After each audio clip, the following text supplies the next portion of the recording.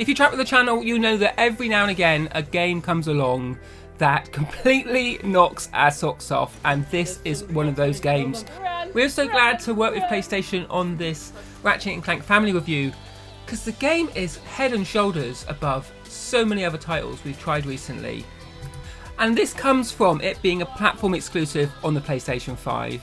And also its kind of unique role here to promote that platform and to show what it can do. So you may come into this feeling like, oh, is this a game for kids? But actually, it really is something that will engage the whole family. And as you can see, my kids are a bit older and we have really enjoyed it. It's a platforming game where you're running around, you're shooting things, but also it's this kind of Pixar story that evolves. And the cutscenes and the storytelling really drew us in.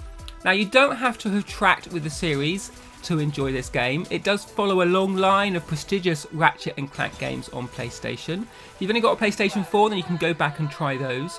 On PlayStation 5, this experience extends that story, and it is all around these rifts, these time rifts that you can jump between, and the technology of the PlayStation 5 means that you can do that on the fly. As you're in combat, you're jumping in spaces on the level, so you kind of pull it towards you and suddenly you've walked into that particular area. But also you're doing it between worlds, so suddenly you're on a desert, then you're in the snow, then you're on a waterfall, then you're in the sort of a Blade Runner city, then you're on a pirate ship battling pirates and kraken and skeletons with cutlasses, and the pace of the game is really unrelenting.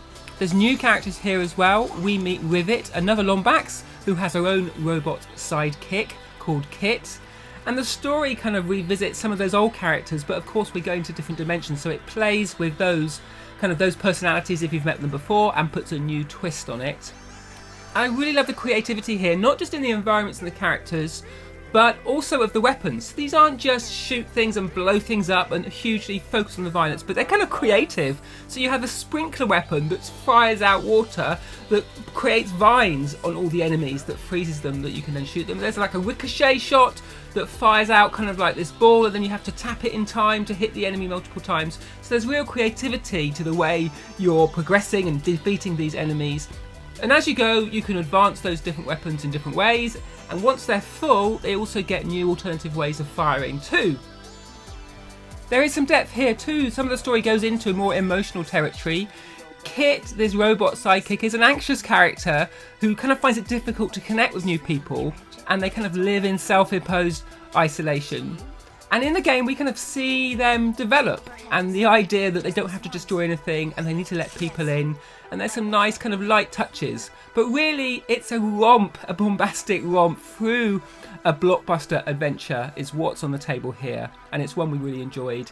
The PlayStation visuals obviously make a big part of that, but also the controller. As you can see here, the triggers on the controller can be tensioned so that as you're shooting the different guns, and there are loads of different novel guns to use, the controls feel different. Sometimes they're harder, sometimes there's clicks along that pulling of that trigger.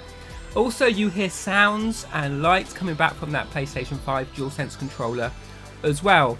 So we're looking forward to continuing our journey with Ratchet and Clank Rift Apart, and we'll be coming back with another video. But this is our kind of first look, and we have to say this is a game that should certainly be on your radar as a kind of a statement of what's possible for the PlayStation 5. It is really unique, and I think it paints a very promising future, not only for those kind of high-end mature games that we know the PlayStation 5 can do, but also some really amazing family experiences that I'm really glad we've had the chance to try out.